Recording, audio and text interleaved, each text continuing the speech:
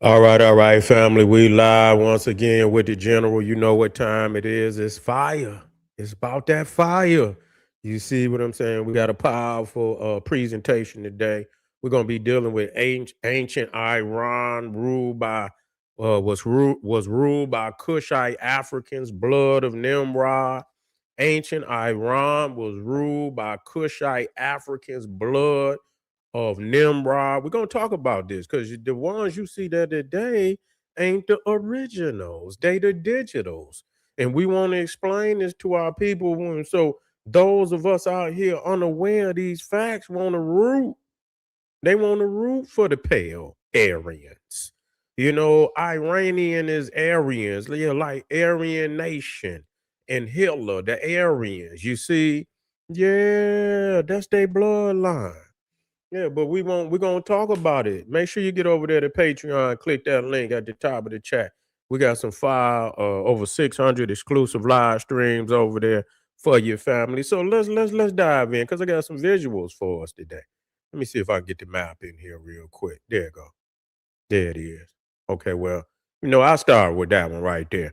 So when we talk about what the biblical things say, and I do agree with some most of the geography, because at that point in time they didn't lie, because they couldn't lie because the consciousness of the world was still aware of this fact, and they wasn't trying to have they wasn't trying to steal them lands. You see what I'm saying? Because they already understood. And matter of fact, a lot of them didn't know what the ancient Egypt and Kush had in there. You see, they didn't know what they had in there until Napoleon and in the modern European, the British and the Germans under Richard Lipsis and the French under Napoleon. They went in and went well. The French went in there in the mid late 1700s. You see, Napoleon went in there mid late 1700s, and the Germans went in there mid 1800s. You see, went in there in the mid 1800s, and so when they became aware of what was in there, they was in shock. So, but when we talk about Iran in the ancients, it was called Elam. You see, it was called Elam, and Elam was in the Mesopotamian fold. You see, it was in the Mesopotamia. That's why when you go to Elam, ancient Elam, you see the ziggurats. You see that they are also using the cuneiform. You see, which is showing. So that shows you that the first major influence was the Mesopotamia. Now, once we tie that in, and once you look at Susa, now another thing that let me come in because I'm gonna take you places that nobody could take you. You feel me? Now, the one thing about the capital of Susa, of Elam being Susa, now Susa is right there, almost on the Persian Gulf. You see, it's right there in the Mesopotamian basin. What is the Mesopotamian basin? When the Tigris and the Euphrates flood, just like the Nile flood, the water fill up down at the mouth. Now the mouth of the Tigris and the Euphrates is at the Persian Gulf, just like the mouth of the Nile is down on the Mediterranean. The mouth is where the water flow out. The source of it is where it began. So the mouth of the Nile is down in Egypt on the Mediterranean. The mouth of the Tigris and the Euphrates is the Persian Gulf. You see, so once it starts to flood, it'll fill up, down in that. That's the basin. And what comes with that flood when it began to recede is silt. And what is silt is dirt, is real fertilizer, it's real rich. So when the water began to recede, then they began to plant. You see, and so Susa, which was the capital of ancient Elam, was in the Mesopotamian basin. So that aspect of it, it was connected to uh Mesopotamia, ziggurats and cuneiform, and just in cultural practice. Now, so when you go into the Bible and we look at who were the founders of Mesopotamia, first and foremost in the Bible, Ham, who was one of, now we know that this is fable, but a lot of fables are created to project a truth, just like Aesop fables. They use a fable to project truth, you see. And so, though the characters may be fictional, the aspect of geography and relating where African nations were placed on the planet is truth. Okay, they use a individual as a personification, you see, to symbolically represent a nation of people. And so Ham was the patriarch of the African nations in the Bible. His sons were Cush, Mizraim, Canaan, and Foot. Okay, Foot, Phut. And so and Canaan is not on there. Yeah, Canaan down there. And you will see that one of Cush's sons was Nimrod. If you look right under Cush, you see that one of the sons of Cush was Nimrod, and Nimrod was the father of the Mesopotamian civilization, showing that the Cushites were the founders of not only Mesopotamia, but also Elam, which is technically a sister nation. I mean, that's almost like comparing in Africa, Kush in Africa to Egypt. They border nations, and so they were sister nations. Elam was a sister nation of Mesopotamia. Okay, and so once we understand, so what happened, and then you also see, let me see if I got the sons of Nimrod or the let me see. I think I may. Let me see. Okay, well, this is the map. And so you can see this is what they call the Fertile Crescent, and it could go further down, even in, into Africa, but it included, and you could see how it also includes Susa. If you look, you can see how the green even come down past, technically Mesopotamia. You'll see right there on the end on the Persian Gulf. So it actually includes, a lot of maps include Susa into the Fertile Crescent. Okay. Now, this is very critical because people don't know, you know, I know, and I'm gonna give you the facts. That's just like Memnon. Now, the great Ethiopian warrior king, Memnon, who was in the Greek mythology, who was the king of Ethiopia. He went to, during the Trojan War, he went to Troy to help the Trojans fight against, in the story, Agamemnon. See, now that's crazy because in the Troy movie, the guy who's conquering uh uh uh uh Troy, trying to conquer, is Agamemnon.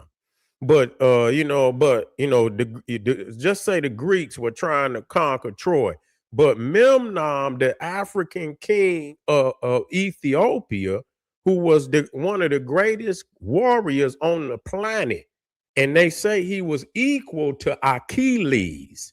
And in the book, which they tend, they say they don't have any copies left, but there are Greeks who had transcribed parts of this book called the Ethiopicus. And it was supposed to, continue with the story of Troy after the Odyssey. I believe it was the Iliad, but I believe the story of Troy, I think it was in the Iliad. You see what I'm saying? But the third book was supposed to be the Ethiopicus, because after the Trojan War, the Ethiopians tell a lot about what happened after the Trojan War.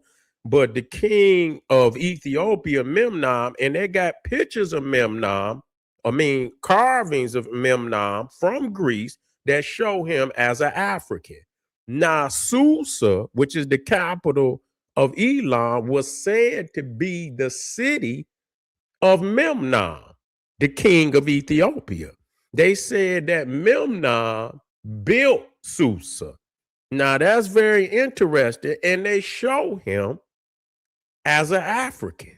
Okay, if you look up Memnon and you go over there to the Museum of Athens, you will see a large head of Memnon that's about I think it's about 500 BC, and it show him as an African, period. And he was said to be the founder of Susa, and which is the capital of Elam. Now, here's another thing that a lot of people don't know. According also to the Greeks, when you talk about Persia, Persia is named after Perseus. Okay, Perseus. Now, the matriarch of the Persians, according to the Greeks, was, if you watch the movie Clash of the Titans. If you watch the movie Clash of the Titans, you can watch the old one or the new one. A lot of people don't know that movie took place in Ethiopia. You didn't know that, did you? The movie actually took place, but see, they show just like with the movie God of Egypt, and they show white people, which fooled people. You probably thought it was in damn Greece some damn where. The movie Clash of Titans took place in Ethiopia. That's right. The Andromeda was an Ethiopian princess. Her mother, Cassiopeia, was the queen of Ethiopia, and her father, Cephas, was the king. And she made a remark that her daughter Andromeda was more beautiful than Hera, the queen of the gods. And so she punished